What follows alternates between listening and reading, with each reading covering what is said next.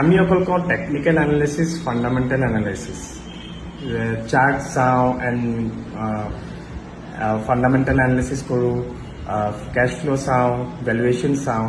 কিন্তু এজন মানুহৰ বিষয়ে মই ক'ব বিচাৰোঁ, এই ট্ৰেডাৰজন, এইজনে কি কৰিলে, টিকটকত কমেণ্টছ পঢ়িবলৈ ষ্টাৰ্ট কৰিলে, কমেণ্টছৰ এনালিচিছ কৰিলে যে মানুহৰ ট্ৰেণ্ডটো কোনফালে গৈ আছে, কেনেকৈ বস্তুটো মানুহে এনালাইজ কৰি আছে, কোনটো বস্তুৰ ডিমাণ্ড আহি আছে।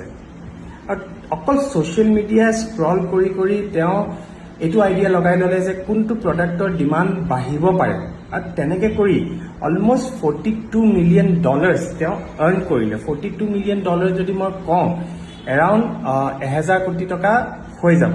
তেওঁ আৰ্ণ কৰিলে এই এনালাইচিছটো ইউজ কৰি মেলি। তেওঁ একো ফাইনেন্সৰ ডিগ্ৰী নাই, ৱাল ষ্ট্ৰীটৰ একো কানেকশ্যন নাই, না ব্লুমবাৰ্গ টাৰ্মিনেল লৈছে।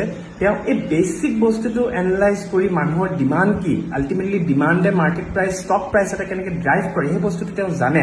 আৰু মাৰ্কেটৰ ডিমাণ্ডৰ লগত তেওঁ প্লে কৰিলে, এনে এটা ভাল ৰেভিনিউ লৈ, এটা ভাল প্ৰফিট লৈ মাৰ্কেটৰ পৰা এক্সিট কৰিছে।